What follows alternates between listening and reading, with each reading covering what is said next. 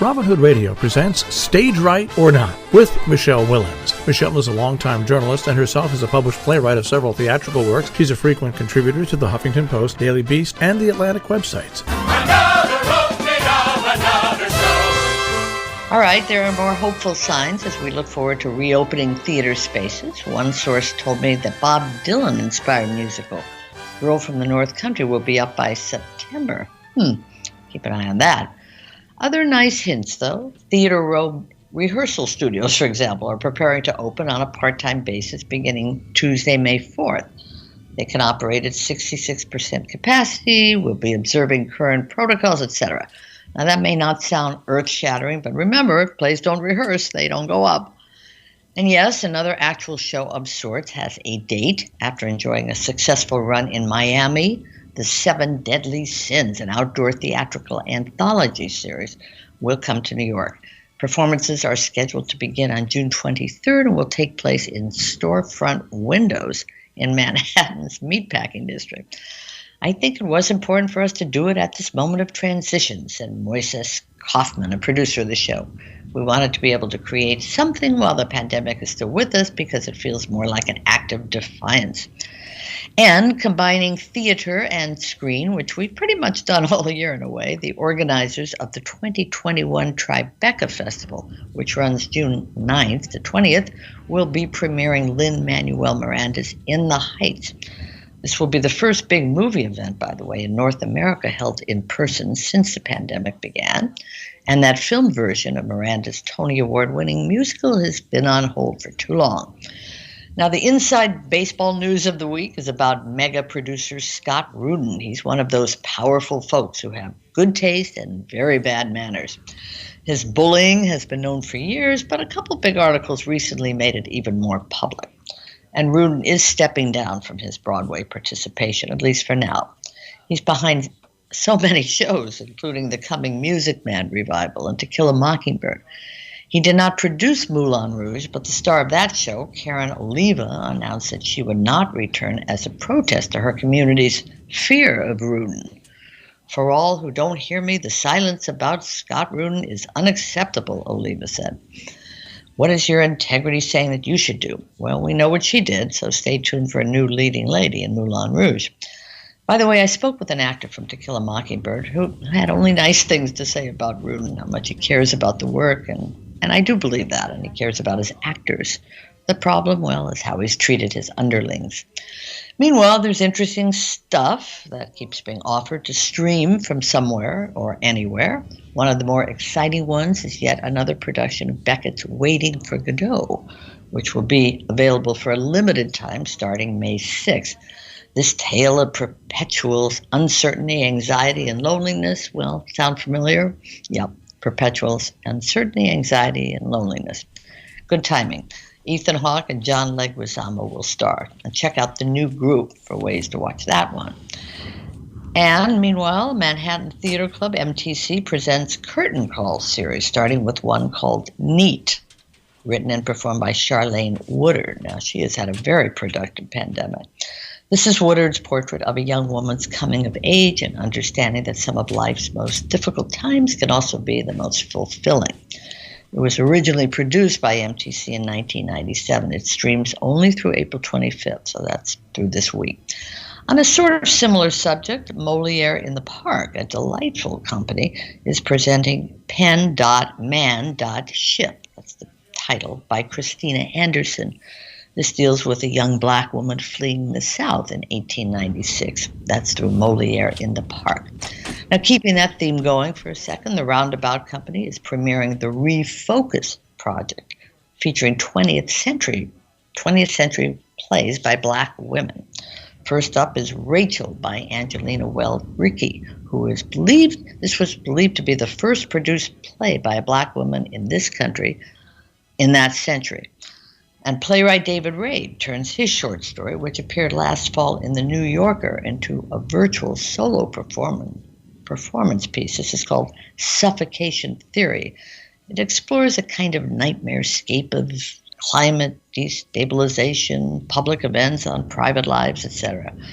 All of the narrator's fears seem to materialize at once. Now, the Wall Street Journal said this webcast is a major work of theatrical art in its own right. You can find it via the Undermain Theater website. The pandemic has clearly redefined space, shrinking the square footage of our lives to a house or an apartment. More theatrical proof is in out-of-the-box theatrics virtual performance of the last 5 years. Created by Jason Robert Brown, this 2001 musical is about the beginning and ending of a 5-year relationship between two New Yorkers. The performers in this case are played by Black people and pretty much quarantined, so the timing feels exactly right. Again, that's from the out-of-box theatrics. There's another one called Low Skies Divine, which is having its world premiere, based somehow on King Lear. This is about the musicality of Shakespeare. Check out times and places on that one through sourcematerial.ar. Now, many of us have been waiting patiently for Classic Stage Company's planned production of Assassins.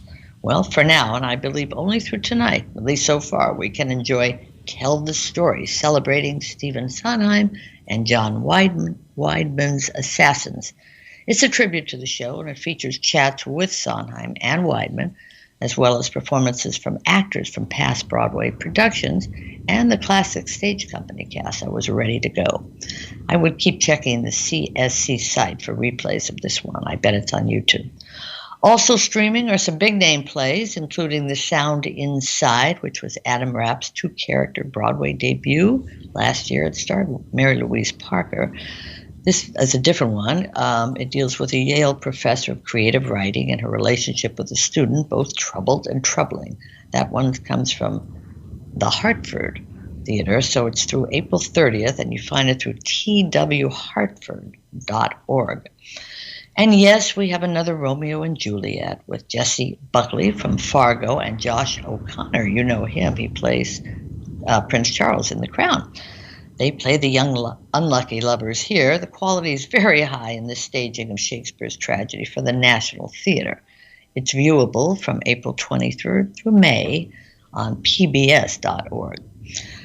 And I will remind you about this again next Monday, but mark the date April 26th for an important conversation about this moment in the American theater. The participants will discuss, what does the true community look like? How do we create better, more inclusive organizations? What do we want to give to the next generation of artists and audiences? Those participants include the Public Theater's Oscar Eustis, Oregon Shakespeare Festival's Adnataki Garrett, Woolly Mammoth Theater's Maria Manuela Goyanis, and cultural philosopher Professor Kwame Anthony Appiah. I will be all ears for that one. And now, a final moment to discuss books. There have been a few in the past about Lorraine Hansberry, who died at the age of 34 after writing Raisin in the Sun. Well, now, Soyika Diggs Colbert, a professor of African American Studies and Performing Arts at Georgetown, adds her take with radical vision. Colbert examines how Hansberry's writing, published and unpublished, offers a roadmap to negotiate Black suffering in the past and present.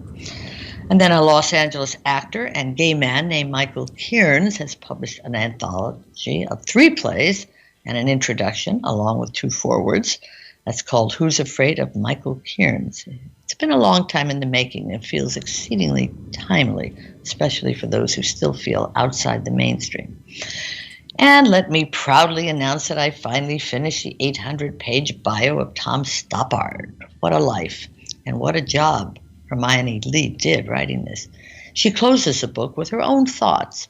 You try to bring the person to life, she says, as fully as you can on the page, your stage of written words. But in the end, this person, Tom Stoppard, will vanish into the darkness. He will live on in his work. You will find him there as he has always wanted you to.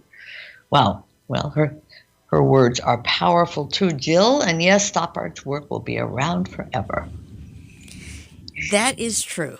So I'm most proud of you. Now you've got your other reading list. And I have to say that I believe we have, if we go back through some of our No Stage Left, we've got a bet going that I just won because rehearsal studios are opening up right around. Very good. And so I actually think that's excellent news. And one of the things we do need to do at some point, now that we're, now that the engine is being warmed up, is go into what it takes to put on a show. Right, Because I agree. I don't know if anyone remembers how after 9/11, with all of the airplanes grounded, it took a few days to get things back up and running. But Right. it's a similar, it doesn't just, you don't just flip a switch. And I think with all of these screens in life, for all of these years, the awareness, Yeah. and knowledge of what goes into. I know that we have it frequently. People just assume, for example, on the radio that Marshall comes in, sits down, and starts talking.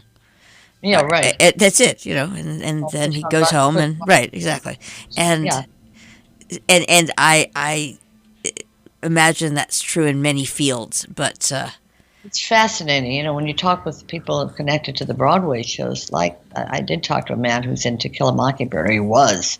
He has no idea. He thinks the play will come back because that was a sensational hit, but he hasn't been told he's coming back. Their leading man playing Atticus Finch was going to be, oh God, I can't think of who the name is, Greg Kinnear. He was going to be the third Atticus. He can't do it now because he got a TV show. So they don't even have a leading man. So that one's going to take a while, not to mention you have to start rehearsing again. They say that Place from the North Country is going to come back. Well, those people haven't been together in a year. So... yeah, they've done some over Zoom, but they need these studios, those kind of studios. oh, sure, but again, this is part of why we definitely need to do something on this. After a year of Zoom, people have forgotten. This is just me. You don't have to agree. I have to say this, my opinion. But people have forgotten many visual, social, physical cues, and one of the things in theater is just that, because you have to be you've got to be aware of your role, the other guys, the audience, what's going on, because that's live theater. So those will have pretty much dried up, and those will have pretty much withered, and they need to be Oh, absolutely. I think everybody's zoomed out. The actors are zoomed out. They've done a great job, but they're tired of it. Those of us at home, we're tired of it too. I have to say, I could have watched more things this week, and I thought, well, I saw that when it was on stage. I saw that, do I really need to see? Every once in a while, don't get me wrong, I do watch these because it's really fun to see the actors, especially the ones that have come from your area, Great Barrington Stage. That's some amazing stuff, and that has been thrilling. To see actors up close, that's the only advantage, I think, of Zoom, is just to get to see their faces up close, As we've said before, if you're not sitting in the front row of a theater, you're not seeing everybody's expression, who's responding to whom. Anyway, a ways to go yet, but it's looking good. Stage Right or Not with Michele Willens, produced in the studios of Robin Hood Radio, robinhoodradio.com.